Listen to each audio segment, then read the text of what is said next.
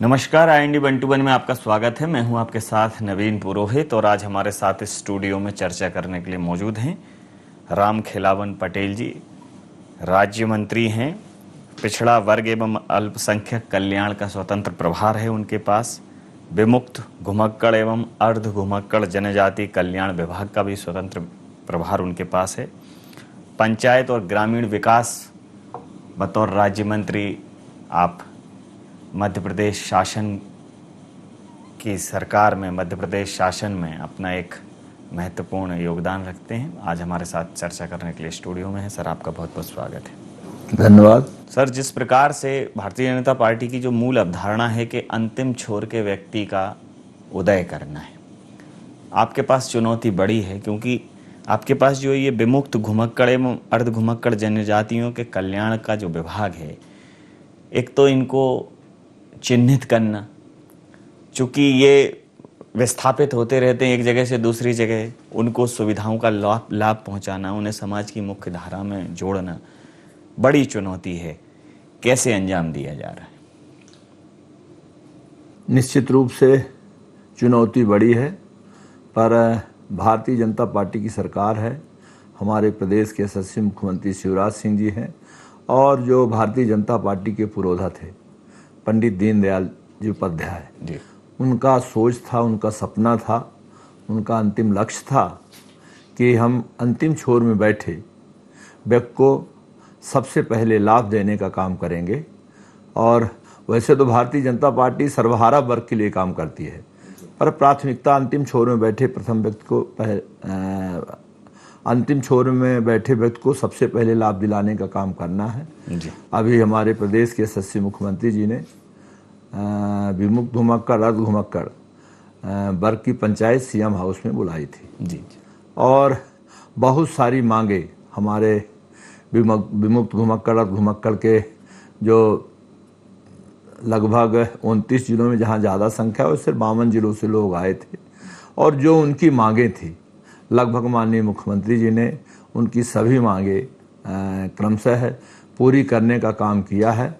आने वाले समय में निश्चित रूप से उनकी जो मांगे थी, पहली मांग उनकी ये थी कि केंद्र सरकार में इस विभाग का नाम घुमंतु अर्ध घुमंतु जनजाति कल्याण है, वो कर दिया जाए। माननीय मुख्यमंत्री जी ने वह मांग उनकी पूरी कर दी। दूसरी उनकी मांग है कि इस वर्ग के लोग, आधे लोग तो 6 महीने, आधे लोग साल भर चलते रहते है ना, इनके लिए जो है आवासीय छात्रावास, आवासीय विद्यालय बना दिए जाएं, जिससे ये कहीं घूमते रहें, इनके बच्चे वहाँ स्कूलों में पढ़ें लिखें। उनकी एक बात और थी कि जो परिवार अपने बच्चों को आवासीय विद्यालय में, आवासीय स्कूल में नहीं छोड़ना चाहते, उनको जहाँ वो रहें वहाँ ही उनको पढ़ने की सुविधा दे दी जाए, परीक्षा देने की सुविधा दे दी जाए। तो हमारे माननीय मुख्यमंत्री जी ने जहाँ एकलव्य विद्यालय हैं, जहाँ और अनुसूचित जाति जनजाति विभाग के छात्रावास हैं, जहाँ पिछड़े वर्ग के छात्रावास है, वहाँ उस वर्ग के जब तक इनके लिए अलग से आवासीय विद्यालय, आवासीय छात्रावास नहीं बन जाते तब तक उनको वहाँ सुविधा दी जाएगी। उनने यह भी सुविधा दी है कि जो परिवार अपने साथ बच्चों को ले जाना चाहते हैं, जहाँ कहीं गए 2 महीना रहते हैं, तो वहाँ जो स्कूल होगी उनको पढ़ने की, उनको परीक्षा देने की सुविधा दी जाएगी। इन वर्ग के लोगों का यह भी मांग थी कि हमारे बच्चे पुलिस में जाएं, हमारे बच्चे PSC में सेलेक्ट हों। तो माननीय मुख्यमंत्री जी ने कहा है कि इस वर्ग के बच्चों के लिए निश्चित रूप से जब पुलिस की भर्ती होगी, जहाँ चाहेंगे उनको प्रशिक्षण दिला के इन वर्ग के लोगों को पुलिस में भर्ती कराने का भी काम होगा। जो PSC UPSC की परीक्षा देना चाहते हैं उनको भी प्रशिक्षण करा करके निश्चित रूप से उनको भी वो UPSC में सेलेक्ट हों, PSC में सेलेक्ट हों, उस वर्ग के लोगों को लाभ देने का काम होगा, पढ़ाई करवाने का काम होगा। इस वर्ग के लोगों को यह भी था कि हम लोग छोटे छोटे व्यवसाय करते हैं, तो हमारे वर्ग के लोगों को सरकार की तरफ से प्रमाण पत्र मिल जाए, जिससे हम कोई सामान बेचने जाए तो हमारे साथ माने पुलिस ज्यादती न करे, वहाँ गांव वाले लोग ज्यादती न करें, पहचान पत्र बन जाए तो पहचान पत्र बनाने का भी काम होगा। इस वर्ग के लोगों का यह था कि कौशल विकास करा करके, तो इस वर्ग के लोगों को कौशल विकास करने का भी काम होगा। इन वर्ग के लोगों की यह भी मांग थी कि यह विभाग को पूर्ण मंत्रालय का दर्जा दिया जाए, और इस विभाग में अभी ये पिछड़ा वर्ग से अटैच है। इस विभाग को विमुक्त धुमक्कड़ और धुमक्कड़ को पूरा मंत्रालय का दर्जा दें, और उसमें सभी कर्मचारी जो कर्मचारियों की ज़रूरत है पदस्थापना हो। तो माननीय मुख्यमंत्री जी ने यह भी घोषणा की है कि ऐसे वर्ग के लोगों को मैंने इस मंत्रालय को पूर्ण दर्जा दिया जाएगा और वहाँ कर्मचारियों की पदस्थापना की जाएगी। विमुक्त घुमक्कड़ एवं अर्ध घुमक्कड़ जो जनजाति की बात आपने कही है, इसके अलावा पिछड़ा वर्ग एवं अल्पसंख्यक कल्याण और पंचायत और ग्रामीण विकास विभाग, यूँ कहें कि भारत की जो मूल अवधारणा है वो गाँव में है। अभी हमारी राजनीति के केंद्र में जो पिछड़ा है, दलित है, शोषित है, वंचित है, उनको मुख्य धारा में जोड़ने के लिए समग्र प्रयास किए जा रहे हैं। तो जिन पर सरकारों का ध्यान केंद्रित है, चाहे वो राज्य की सरकार हो चाहे केंद्र की, वही विभाग आपके पास हैं। चाहे माननीय प्रधानमंत्री जी जब बात करते हैं तो गांव गरीब किसान की बात करते हैं, मुख्यमंत्री जी भी बात करते हैं। तो आपके पास तीन ऐसे विशेष विभागों की जवाबदेहियां हैं जो समाज की दिशा और दशा को परिवर्तित करती हैं। अगर एक समृद्ध व्यक्ति और समृद्ध होता है तो समाज में बहुत ज़्यादा परिवर्तन नहीं आता, लेकिन एक शोषित, वंचित, पिछड़ा व्यक्ति जब उसका उन्नयन होता है तो समाज में परिवर्तन दिखता है। तो परिवर्तन के द्योतक के रूप में आप काम कर रहे हैं, तो नई इन सबको योजनाओं का लाभ पहुँचे, पारदर्शिता हो, और जो मुख्यमंत्री महोदय की सोच है, सरकार की सोच है, उस बीच में कोई व्यवधान उत्पन्न नहीं हो, बहुत अच्छे से योजनाओं का क्रियान्वयन हो, इस दिशा में क्या प्रयास किए जा रहे हैं?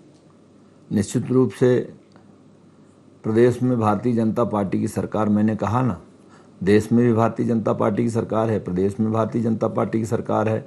देश में पिछड़े वर्ग के माननीय यशस्वी प्रधानमंत्री जी हैं और प्रदेश में भी पिछड़े वर्ग के यशस्वी माननीय मुख्यमंत्री जी हैं। और मैं पहले भी कह चुका हूं कि भारतीय जनता पार्टी का कोई ऐसा नहीं, वो सर्वहारा वर्ग के लिए काम करती है। क्योंकि पिछड़े वर्ग का नाम आया इसलिए मैंने कहा कि इस वर्ग के प्रधानमंत्री और मुख्यमंत्री भी हैं। और निश्चित रूप से पंडित दीनदयाल जी के सपनों के अनुसार हमारे प्रधानमंत्री जी भी, माननीय मुख्यमंत्री जी भी पिछड़ा वर्ग अल्पसंख्यक कल्याण के लिए भी काम कर रहे हैं। अभी 14 अगस्त 2018 को देश के यशस्वी प्रधानमंत्री जी ने पिछड़े वर्ग के लोगों ने मांग की तो पिछड़ा वर्ग आयोग को संवैधानिक दर्जा देने का काम किया। और जब मैं मंत्री बना तो हमने भी माननीय मुख्यमंत्री जी से कहा कि मध्य प्रदेश में भी पिछड़ा वर्ग आयोग को पुनर्गठित करके मध्य प्रदेश में पिछड़ा वर्ग आयोग को संवैधानिक दर्जा दिया जाए। हमने कैबिनेट में प्रस्ताव रखा कि जो संविधान की धारा 338 खा में जो अधिकार एवं शक्तियाँ प्राप्त हैं पिछड़े वर्ग को पुनर्गठित करके वो अधिकार और शक्तियाँ पिछड़े वर्ग को दिया जाए। हमारे प्रदेश के यशस्वी मुख्यमंत्री जी ने आपने पिछड़ा वर्ग कल्याण आयोग बना दिया है, उसको संवैधानिक दर्जा पहले वो बात पूरी हो जाए। जी। तो जो है हमारे माननीय मुख्यमंत्री जी ने पिछड़ा वर्ग आयोग को संवैधानिक दर्जा दिया। और निश्चित रूप से पिछड़ा वर्ग को संवैधानिक दर्जा देने से हमारे प्रदेश में अभी जो केंद्र में 27% जो आरक्षण मिलता है उसमें अभी 53 जातियां शामिल नहीं हैं। पिछड़ा वर्ग आयोग को संवैधानिक दर्जा मिल जाने से निश्चित रूप से जब सुनवाई होती है तो उसको न्यायालय का दर्जा प्राप्त हो गया है। तो IAS अधिकारी, माने SDM, कलेक्टर पेशी में नहीं आते थे, संवैधानिक दर्जा से पेशी में आएंगे। और जो 53 जातियाँ जिनका लाभ पिछड़े वर्ग के 27% आरक्षण जो केंद्र सरकार में उसका नहीं मिल रहा, वो जब 53 जातियाँ जुड़ जाएंगी तो उनको वह लाभ मिलने लगेगा। अभी आपने कहा कि मध्य प्रदेश में पिछड़ा वर्ग कल्याण आयोग बना दिया गया है। अभी जब प्रदेश में कमलनाथ की सरकार थी तो उन्होंने प्रदेश में 27% आरक्षण लागू करने का काम किया था, पर कमलनाथ के कांग्रेसियों ने निश्चित रूप से हाई कोर्ट में जाके अपने व्यक्तियों को खड़ा करके उसमें स्टे लगाने का भी काम किया। 14 मार्च से 19 मार्च तक सुनवाई रही, पर हम ये कह सकते हैं दावे के साथ कि इनका महाधिवक्ता न 14 मार्च से 19 मार्च तक खड़ा हुआ अपना पक्ष रखने के लिए। 19 मार्च को जब अंतिम सुनवाई चल रही थी, कांग्रेस के सरकार उस समय थी, उनने अपना महाधिवक्ता खड़ा नहीं हुआ। लिहाजा जो है 19 मार्च को इसमें पिछड़ा वर्ग के 27% आरक्षण में रोक लग गई। मैं कह सकता हूं कि निश्चित रूप से कांग्रेसियों ने पिछड़े वर्ग के लोगों को छलने का काम किया, धोखा देने का काम किया और 1 साल तक लगातार सरकार रही। पर लगातार 1 साल सरकार रहने के बाद भी इनने अपना कोई पक्ष वहाँ नहीं रखा, स्टे लगाने के लिए कोई कार्रवाई नहीं की। और प्रदेश में जब 23 बार भारतीय जनता पार्टी की चौथी बार सरकार बनी, प्रदेश के यशस्वी मुख्यमंत्री माननीय शिवराज सिंह जी चौहान बने, तो उन्होंने पिछड़े वर्ग के व्यक्ति को, पुष्पेंद्र कौरव जी को महाधिवक्ता बनाया और हर पेशी में महाधिवक्ता खड़े हुए। और जो तुषार मेहता जी हैं, सॉलिसिटर जनरल ऑफ इंडिया, वो भी हर पेशी में आए, अपना पक्ष रखें। लिहाजा भी हाई कोर्ट में स्टे हो गया। 14% आरक्षण तो पिछड़े वर्ग को मिला है, 23% होल्ड है, समाप्त नहीं किया गया। उनके पद सुरक्षित रहेंगे। आने वाले समय में जब अंतिम फैसला होगा तो निश्चित रूप से हमारी सरकार पक्ष रख रही है। और हाई कोर्ट ने चाहा था जी कि वास्तव में पिछड़े वर्ग की जनसंख्या क्या है, जी वास्तव में पिछड़े वर्ग की सामाजिक, शैक्षणिक, आर्थिक स्थिति क्या है, पिछड़े वर्ग के कितने लोग पोस्ट ग्रेजुएट हैं, कितने ग्रेजुएट हैं, कितने 12वीं पास हैं, कितने 8वीं पास हैं, कितने प्रथम श्रेणी में, कितने द्वितीय श्रेणी में, कितने अन्य श्रेणियों में काम करते हैं। जब इसका डाटा जाएगा कि भाई वास्तव में इनकी आबादी तो 52% है, पर अभी 1/4 भी सर्विस में नहीं है, इनको आरक्षण मिलना चाहिए। तो जब ये डाटा पेश होगा तो निश्चित रूप से 27% आरक्षण मिलेगा। निश्चित रूप से हमारे भारतीय जनता पार्टी का संकल्प है, हमारे प्रदेश के यशस्वी मुख्यमंत्री जी का संकल्प है कि उनका प्रयास है कि प्रदेश में 27% आरक्षण को धरातल में उतारा जाए।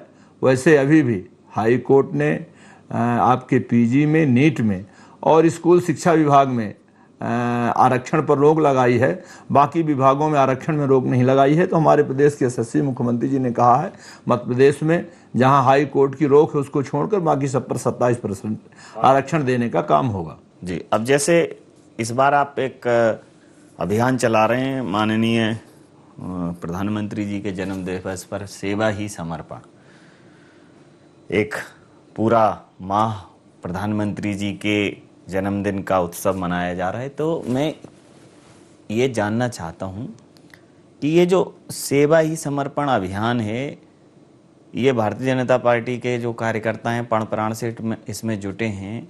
कांग्रेस कह रही है कि ये नौटंकी कर रहे हैं, देश में इतनी समस्याएं हैं, कोरोना की महामारी अभी टली नहीं है, आर्थिक मंदी है और इनको उत्सव दिखाई दे रहे हैं।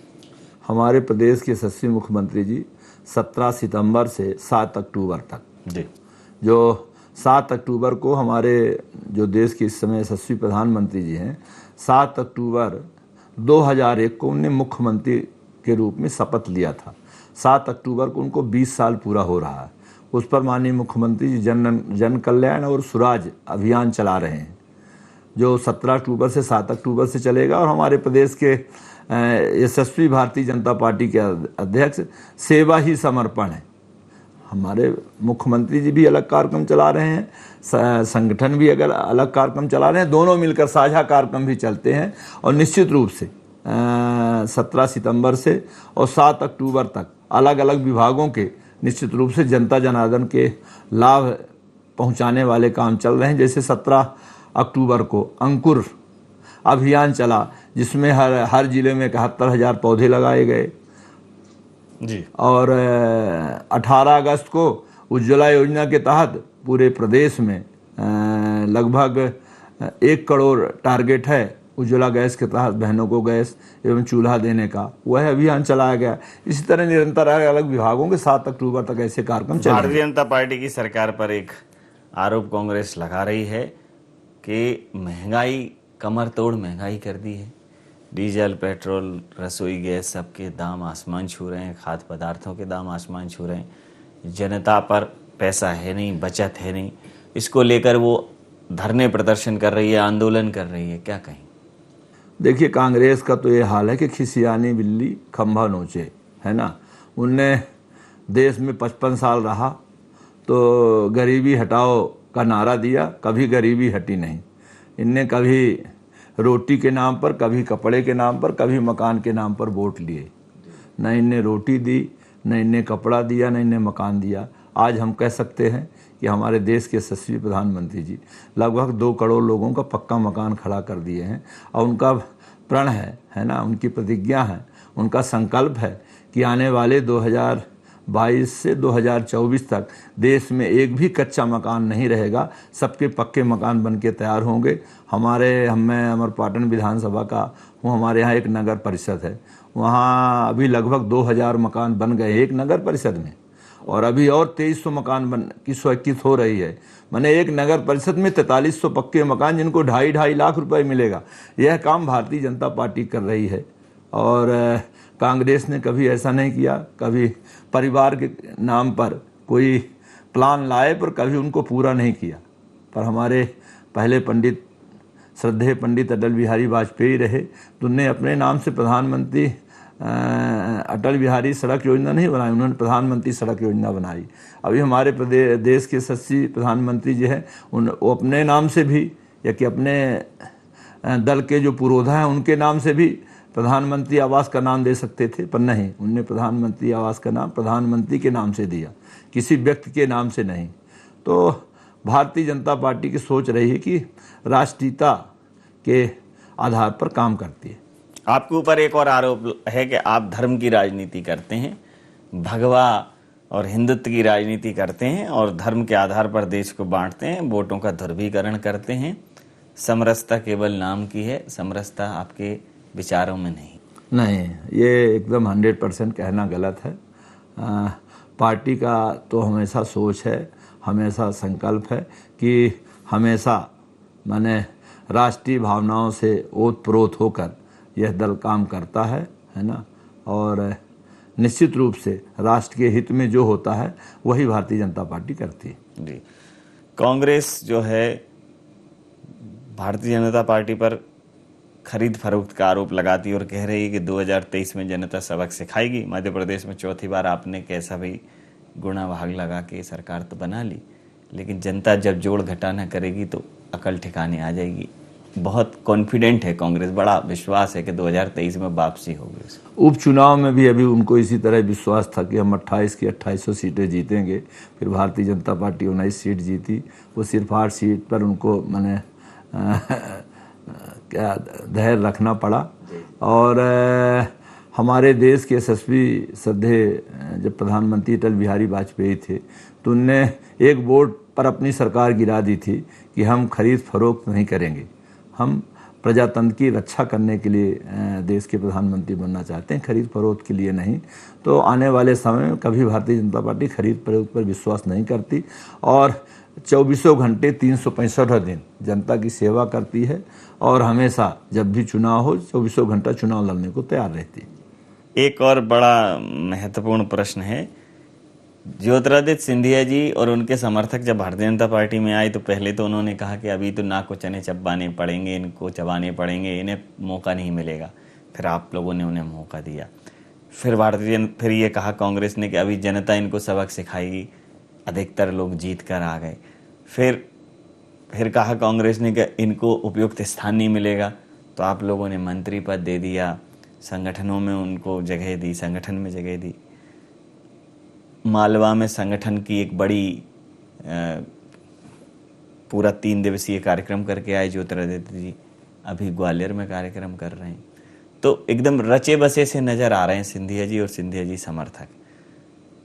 तो जिस प्रकार से कहा जा रहा है कि भारतीय जनता पार्टी में ज़्यादा समय किसी का दाना पानी चलता नहीं है, जो बाहर से आता है वो बहुत जल्दी दरकिनार हो जाता है, तो जो कांग्रेस ये कहती है इस बात में कितना तथ्य है? कांग्रेस मैंने पहले भी कहा ना, खिसियाने बिल्ले खंभा नोच है। भारतीय जनता पार्टी जो परिवार में शामिल हो जाता है उसका हमेशा सम्मान करती है, उसको उपयुक्त जगह में बैठाने का काम करती है, पर्याप्त सम्मान देती है। और आप देख रहे हैं कि रीवा संभाग में भी हम अगर आज ये कह दें कि जहाँ से हम लोग अभी विधायक बने, मंत्री बने, 75% दूसरे दल से लोग आए हैं और उनको पर्याप्त अच्छी जगह मिली, चाहे माननीय विधानसभा अध्यक्ष जी हों, चाहे वो पहले राजेंद्र शुक्ला जी रहे हों, चाहे हम हों, हम लोग दूसरे दल से आए हैं। और पार्टी की जो विचारधारा है, जब से आ गए उस विचारधारा के अनुसार ही चलते हैं। कोई ये नहीं कह सकता कि हम दूसरे दल से आए हैं। जे प्रतिपालय वह नरेशु, जहाँ बसे वह उत्तम देशु, है ना। जहाँ आदमी जाता है, जहाँ वहीं का हो जाता है, जो पालन करे वही राजा है, वही, है ना। तो भारतीय जनता पार्टी के संगठन को आपने बिल्कुल पालक मान लिया? 100% मान लिया भाई। हमारा टारगेट था विधायक बनना, भारतीय जनता पार्टी ने बनाया और अब मंत्री भी बना दिया। तो और कोई हमारे नहीं, ऐसे हम कह सकते हैं कि कम से कम 50 लोग होंगे जो दूसरों दलों से आकर विधायक बने हैं, सांसद बने हैं, मंत्री बने हैं। अंतिम और महत्वपूर्ण सवाल, 2023 में जब ये चुनाव होंगे तो चौथी बार तो हो गया है, तो ये पूरा हाथ में 5 उंगलियां होती हैं, तो एक कहते हैं एक बार एक उंगली, दूसरी बार दूसरी उंगली, तीसरी बार, तो वो 5वीं उंगली पर भी प्रहार करेंगे, 5वीं बार भी सरकार बना पाएंगे? मध्य प्रदेश में 100% 5वीं बार भी सरकार बनेगी और इसके बाद और 9वीं बार, 10वीं बार भी भारतीय जनता पार्टी सरकार बनेगी। कांग्रेस को पहले तो 55 साल से देश ने देखा, प्रदेश ने देखा, फिर लगातार फिर 15 महीना उनने जो नारे मैंने वादा किया था कि हम 2 लाख तक का कर्जा माफ़ करेंगे, उन्होंने किसी एक व्यक्ति का 2 लाख तक का कर्जा माफ़ नहीं किया। इन्होंने कहा था हम बेरोजगारों को 4000 रुपये महीने बेरोजगारी भत्ता देंगे, किसी को इन्होंने एक भी मैंने बेरोजगार को 4000 रुपये महीने बेरोजगारी भत्ता नहीं दिया। इन्होंने कहा था हम 1000 रुपये महीने पेंशन देंगे, एक भी व्यक्ति को 1000 रुपये महीने पेंशन नहीं दिया। भाई इनके बातों पर कैसे जनता जनार्दन प्रदेश की जाएगी? और 2023 में भी विधानसभा में भी भारतीय जनता पार्टी की सरकार बनेगी और 2024 में देश में लोकसभा का भी जब चुनाव होगा तो देश में भी भारतीय जनता पार्टी की सरकार बनेगी। तो 23 और 24 में कमल खिलेगा, हाथ कहीं नहीं मिलेगा, और उसके पीछे की वजह है कि जो जनता के प्रति भारतीय जनता पार्टी की प्रतिबद्धता है और कांग्रेस की जो दूरी है। तो तमाम सारे विषयों पर राम खिलावन पटेल जी से बात की। उन्होंने न सिर्फ अपने विभाग पर बल्कि केंद्रीय राजनीति से लेके प्रदेश की राजनीति तक भारतीय जनता पार्टी के विचार को जिस सहज रूप से स्पष्ट किया, निश्चित रूप से उनकी बात जनता तक पहुंचेगी। सर, हमें इतना समय दिया, हमारे साथ इतना समय साझा किया, आपका बहुत धन्यवाद, बहुत आभार। आपको भी बहुत बहुत धन्यवाद कि मेरे विचारों को लेकर प्रदेश की जनता जनार्दन को सुनाने का काम करेंगे, इसके लिए बहुत बहुत धन्यवाद।